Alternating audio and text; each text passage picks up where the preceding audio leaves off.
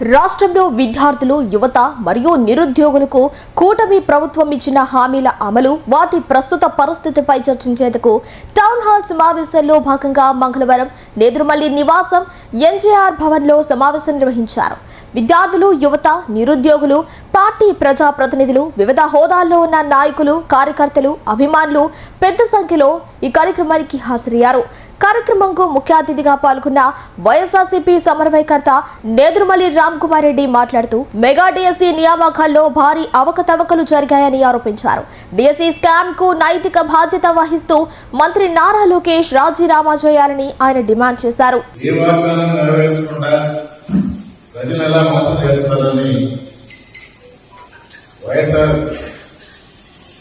Congress party అధినేత జగన్మోహన్ రెడ్డి ఆదేశాలతో 175 నియోజకవర్గాల్లో ప్రజల వద్దకు వెళ్లి తెలియజేయండి అంటే మన ప్రజాప్రదలో ఈ కార్యక్రమం పెట్టుకున్నాం.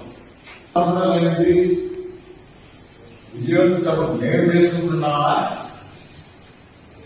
లేదా వైఎస్ఆర్ కాంగ్రెస్ పార్టీ నిరసన సభ అంటే అంతగా కార్యకర్తలు ప్రజలు ముందుకు వచ్చారనేది వాళ్ళకే ఆశ్చర్యానికి గురి చేస్తుంది. ఆ రోజు పెట్టిన గుర్తుంది మీకు, ఇది నిరసన సభలాగలేదు, విజయోత్సవ సభలాగా అంటే కార్యకర్తలలో ఆ ఉత్సాహం ఆ రోజు కనబడింది. నియోజకవర్గం మొత్తం తెలిస్తే అవుతా మీరు ఎక్కడ వెళ్ళిపోతారా, లేకపోతే మీరు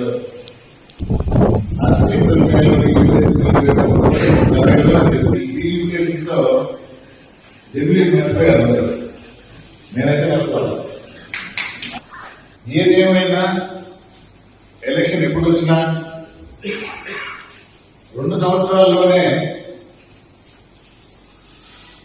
ప్రజల వ్యతిరేకత కూడుకుంటున్న ఈ ప్రభుత్వానికి బుద్ధి చెప్పడానికి ప్రజలందరూ సిద్ధంగా ఉన్నారు. ప్రతిపక్షంలో మనం ఉండి హౌస్ కేసులు పెట్టినా నిలబడాల్సిన బాధ్యత ఉంది. మొదట్లో కొంచెం ఎక్కడ పడ్డా ఈ మధ్య చూస్తా ఉన్నా, ఏమైతే కానివ్వండి, ఎన్ని కేసులైనా పట్టింది వైఎస్ఆర్ కాంగ్రెస్ పార్టీ తరఫున సైనికుల్లాగా జగన్మోహన్ రెడ్డికి అండగా మేము ఉంటామని ప్రతి ఒక్క కార్యకర్త వాళ్ళందరికీ అభినందన తెలుపుతున్నాను. అంటే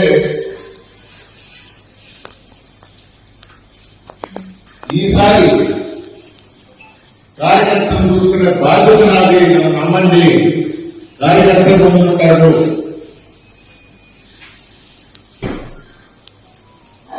అందుకని జగన్ 2.0 అన్నాడు. అలాగే తప్పుడు కేసు పెట్టిన తెలుగుదేశం వాళ్ళు కానీ అధికారాన్ని తెలుగులో పట్టుకుంటున్న పోలీసులు కానీ రెవెన్యూ కానీ విడిచిపెట్టే ప్రసక్తే లేదని స్పష్టంగా చెప్తామని చాలా మంది చెప్పారు. ఎలక్షన్ అయిన చివరి దాకా మధ్యాహ్నానికి నేను రంగంలో దిగుతాను అంటే వాళ్ళు పడ్డ కష్టాలు అలా ఉన్నాయి.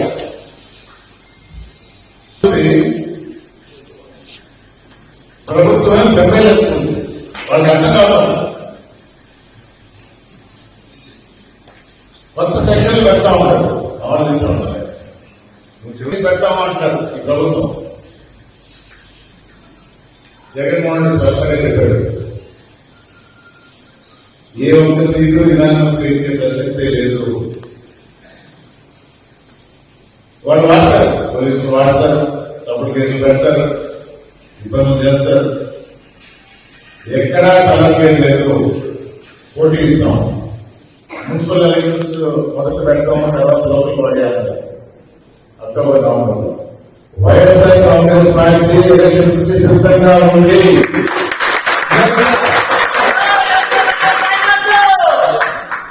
కానీ తప్పులు చేసుకుంటా పోతే మమ్మల్ని అడిగేవాళ్ళు ఎవరు, మమ్మల్ని ఎదిరించేవాళ్ళు ఎవరు, మమ్మల్ని ప్రశ్నించేవాళ్ళు ఎవరు? ఎందుకంటే ప్రశ్నిస్తామన్న జనసేన పార్టీ అధినేత పవన్ కళ్యాణ్ గారు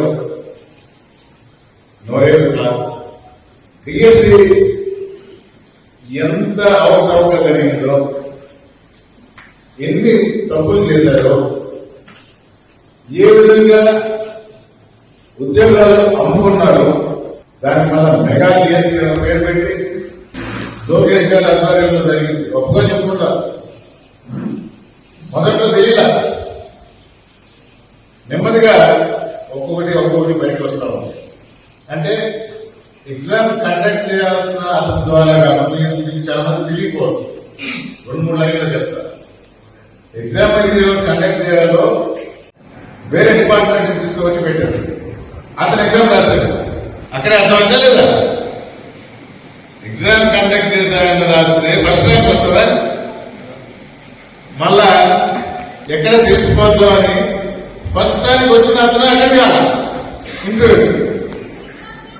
ఎక్కడైనా ఉంటారా? ఎగ్జామ్ రాసి ఫస్ట్ ర్యాంక్ వచ్చిందంటే అటెండ్ కాకుండా ఉంటాం. స్పోర్ట్స్ కోటా వాళ్ళు ఎగ్జామ్ రాయడానికి లేదు అన్నారు. బాగానే ఉంది. మామూలుగా అయితే రాయాలి, ఏదో మినిమం మాట్లాడి పెడతారు. సరే రాయడానికి లేదు అన్నారు. మరి స్పోర్ట్స్ లో ఉన్నా పార్టిసిపేట్ చేస్తారు కదా, పాల్గొని ఉండాలి కదా. రాష్ట్రం కోసమో దేశం కోసమో ఏదో ఒక మెడల్ గెలుచుకుని ఉండాలి కదా. ఏ అర్హత లేకుండా స్పోర్ట్స్ లో పార్టిసిపేట్ చేశారని ఒక సర్టిఫికేట్ తీసుకొని వారికి ఉద్యోగాలు ఇచ్చి మళ్ళీ జీవో రివర్స్ చేశారు. సరే అది తీయకుండా ఉంటే ఒక రకం, మళ్ళీ జీవో రివర్స్ చేశారు అంటే మళ్ళీ తప్పక భయపడుతుంది.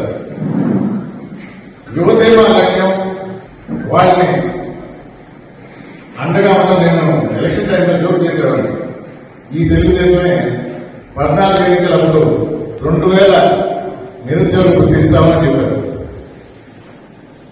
గెలిచిన తర్వాత దాన్ని ఊసే లేదు. ఏ ఒక్క నిరుద్యోగికి 2000 రూపాయలు ఇచ్చి పాపం వల్ల. కానీ చంద్రబాబు నాయుడు గారి ధైర్యాన్ని తెచ్చుకోవాలి. ఇవ్వని 2000 రూపాయలకి 3000 రూపాయలు చేశారు. ఈసారి 24లో నేను 3000 రూపాయలు ఇస్తాను. ఓట్లు వేసి గతినెక్కి 2 సంవత్సరాలు అయింది. ఇప్పుడు వరకు 1 రూపాయి. పేదలకు రీఎంబర్స్మెంట్ రాజశేఖర రెడ్డి గారు అన్ని వర్గాలకి చెందాలని రీఎంబర్స్మెంట్ 35,000 పెడితే జగన్మోహన్ రెడ్డి గారు వచ్చి ప్రతి పేద విద్యార్థి చదువుకోవాలని ఫుల్ రీఎంబర్స్మెంట్ అన్నారు. 2,100 కోట్లు 19లో తెలుగుదేశం దిగిపోయినప్పుడు రీఎంబర్స్మెంట్ బకాయిలు ఉంటే 6 నెలల్లో జగన్మోహన్ రెడ్డి దాన్ని తీర్చడం జరిగింది. 24లో ఫుల్ రీఎంబర్స్మెంట్ వల్ల 2,800 కోట్లు ఈ ప్రభుత్వం ఎదిరికిన తర్వాత ఇవ్వాల్సి వస్తే ఇది మేము చేసింది కాదు, గత ప్రభుత్వం ఇవ్వాల్సిన డబ్బులు మేము అసలు ఇవ్వము అని చెప్పేసి సాక్షాత్తు విద్యాశాఖ మంత్రి లోకేష్ గారు చెప్పడం జరిగింది. మరి ఇదివరకు మీరున్నప్పుడు పాసాన్ చేసినప్పుడు నెక్స్ట్ ప్రభుత్వానికి 2,100 కోట్లు జగన్మోహన్ రెడ్డి కట్టారు కదా. ఇది ఎవరికైనా చేస్తారు మీరు, పేద ప్రజలకు కదా. ఉద్యోగాలు అమ్ముకోవడం ఎవరికైనా చేస్తారు. దీనంతటికి కారణం ఎవరు? విద్యాశాఖ మంత్రి అంటారు, అన్ని శాఖల్లోనూ మీరే చూసుకుంటున్నారు లోకేష్ గారు.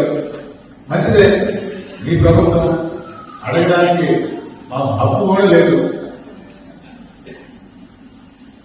ప్రతి అడ్వర్టైజ్మెంట్ లో మోడీ గారు వచ్చినా రాకపోయినా,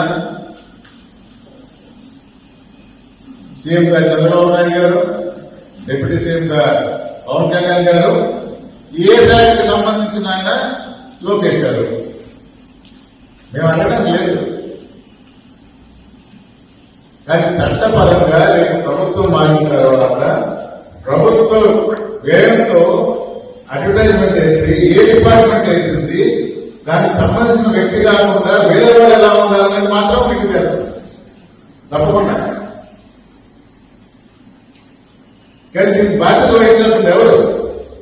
డిఎస్సీలో ఉద్యోగాలు అమ్ముకున్నా, రీఎంబర్స్మెంట్ డబ్బులు ఇవ్వకుండా ఇంప్రూవ్ చేస్తా ఉంటారు. పాలిసీ అంటే పాలిటెక్నిక్ రిజల్ట్స్ మనం డిక్లేర్ చేశారు. ఎప్పుడో చేయాల్సింది కొత్త కాలేజీ మేము సీట్లు పెట్టడానికి లేదు. ఒక పక్క యువతకి శిక్షణ ఇవ్వాలి, పాలిటెక్నిక్ కావాలి అని ఒక పక్క చెబుతూ, రెండో పక్క మేము ప్రయోజనం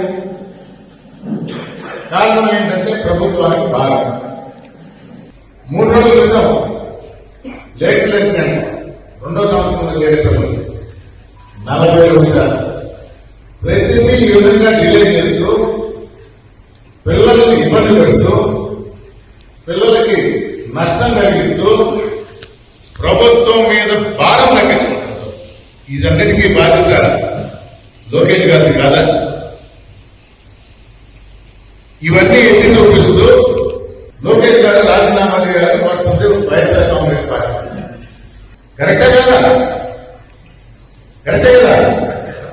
జగన్మోహన్ రెడ్డి గారు పార్టీని ఉద్దేశించారు. ప్రజలకు వివరించండి, ఇది అందరికీ అర్థం కాకపోవచ్చు.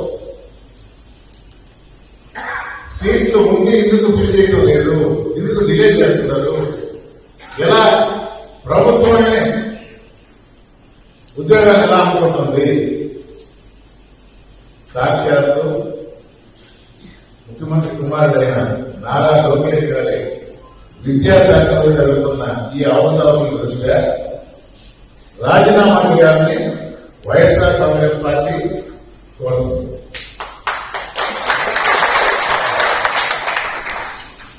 దానికి సంబంధించి మనం నియోజకవర్గ స్థాయిలో కూర్చొని మాట్లాడుకుని ఎల్లుండి నుంచి ముఖ్యంగా మన యువత స్టూడెంట్స్ కోసం కాబట్టి వాళ్ళని ముందు నుంచి రిలే నిరాహార దీక్ష చేయమన్నారు. ఒక 4 రోజుల తర్వాత ఒక ర్యాలీ కూడా చేసి ప్రజలకు తెలియజేయమన్నారు. మిగతా నియోజకవర్గాల్లో ఎలా ఉన్నా మనమైతే అన్ని మండలాలు కవర్ చేస్తాం కాబట్టి మీరు కూడా రిలే నిరాహార దీక్ష కూడా టౌన్, రూరల్, బాలేపల్లి దగ్గరలో జరుపుతూ 10వ తేదీన ర్యాలీ ఈసారి కలువాయిలో చేసుకుంటాము. అన్ని మండలాల కార్యకర్తలు, నాయకులు అందరూ కూడా 10వ తేదీన కలువాయిలో రావాలని ఈ సభాముఖంగా మనందరినీ కోరుకుంటున్నాను. సైదాపురంలో ఎలాగైతే దిగ్విజయంగా జరిగిందో దానికన్నా అంటే ప్రభుత్వానికి తెలుసులా ఇక్కడ ప్రజాప్రతినిధి చేసిన అవకాశం కూడా ఒకసారి పోయాం తెలుగు రాయపురంకి. ఇసుక తీసుకురాలని అంటే ఎంత వయస్సులు అంటే ఉన్న బండ్లన్నీ తల్లి చేసి తీసుకుని పోయి చెట్ల కింద ఉన్న హిటాచీని పొదల్లో దాచిపెట్టి మళ్ళా పక్కలో చేస్తా ఉన్నాం. అధికారులకి చెప్పాం, కలెక్టర్ తీసుకుపోయాం, కోర్టులో కూడా చేసేట్టు జరిగింది. నేషనల్ గ్రీన్ ట్రిబ్యునల్ లో వేసాం. టైం పడుతుంది కానీ ఎవరిని విడిచిపెట్టేది లేదు. న్యాయం కోసం పోరాటం, ప్రజల తరఫున పోరాటం. ఈ రోజు ఇది ఒక పార్టీ కార్యక్రమమే కాదు, నష్టపోతున్న యువత, స్టూడెంట్స్, వివిధ పార్టీల కూడా రమ్మని ఆహ్వానించడం జరిగింది. ఈ రోజైనా ఇల్లు నిరాశైనా ర్యాలీ అయినా తప్పకుండా వాళ్ళు కూడా పార్టిసిపేట్ చేస్తా ఉన్నారు. అందరం కలిసికట్టుగా ఈ కార్యక్రమాన్ని శాంతియుతంగానే పర్మిషన్ తీసుకుని మరి సజావుగా చేయాలని మీ అందరి సహకారం కావాలి. మనందరం జగన్మోహన్ రెడ్డిని ముఖ్యమంత్రిగా చేసుకుని ప్రజల ముఖ్యమంత్రిగా మరొకసారి ఆయన చూస్తుంటే ఇబ్బంది చెప్తున్నారు, నేను మళ్ళా పాదయాత్ర మొదలు పెడతాను, మీ అందరి దగ్గరికి వస్తాను అని. అది త్వరలో ఉంటుందని మీ అందరికీ తెలియజేసుకుంటూ